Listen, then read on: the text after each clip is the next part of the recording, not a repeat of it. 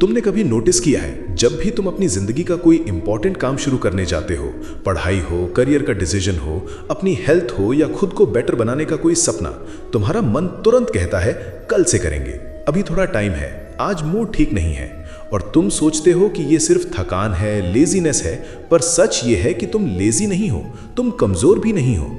तुम बस एक ऐसे चक्र में फंस गए हो जहां तुम्हारा दिमाग एक्शन से नहीं बल्कि डिसीजन की जिम्मेदारी से भाग रहा है। क्योंकि काम मुश्किल नहीं होता, मुश्किल होता है उस जिम्मेदारी का बोझ जो काम के साथ आता है। इसीलिए जैसे ही काम बड़ा लगता है, तुम फोन उठा लेते हो, रील्स देखते हो, वीडियो स्क्रॉल करते हो, क्योंकि वहां कोई प्रेशर नहीं होता, कोई एक्सपेक्टेशन नहीं होती, और तुम सोचते हो कि बस कुछ मिनट रिलैक्स कर लेता हूं। पर वही कुछ मिनट धीरे धीरे गिल्ट में बदल जाते हैं। गिल्ट एंग्जाइटी बन जाता है और एंग्जाइटी तुम्हें और डिले करने पर मजबूर कर देती है। और यहीं से प्रोक्रास्टिनेशन का असली चक्र शुरू होता है, जिसे तुम टाइम मैनेजमेंट से नहीं तोड़ सकते, क्योंकि ये टाइम का नहीं, तुम्हारे मन के अंदर चल रहे युद्ध का इशू है। और इसी युद्ध के बीच मैं तुमसे बात करने आया हूं, क्योंकि मैं सिर्फ मंदिर में नहीं होता, मैं वहीं होता हूं जहां तुम कंफ्यूज्ड होते हो, जहां तुम जानते हो कि क्या करना है पर फिर भी कर नहीं पाते, और तुम खुद से पूछते हो कि जब सब समझ में आ रहा है तो मैं रुक क्यों जाता हूं। और तब मैं तुम्हें याद दिलाता हूं कि जिंदगी मूड से नहीं चलती, जिंदगी धर्म से चलती है।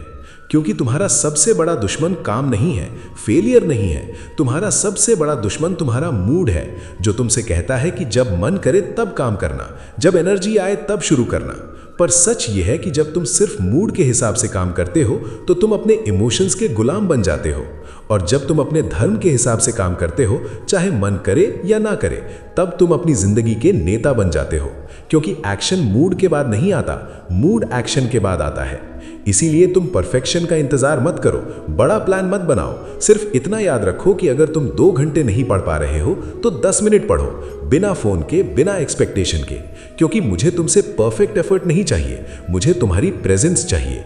और जब तुम काम इसलिए छोड़ देते हो क्योंकि तुम रिजल्ट से डरते हो, फेल होने से, लोग क्या कहेंगे इससे, एवरेज रह जाने से, तब मैं तुम्हें कर्म योग याद दिलाता हूं, जिसका मतलब है कि काम तुम्हारा है पर फल तुम्हारा बोझ नहीं है। क्योंकि जैसे ही तुम रिजल्ट से चिपक जाते हो, तुम जम जाते हो, और जैसे ही तुम सिर्फ एफर्ट पे ध्यान देते हो, तुम फ्री हो जाते हो।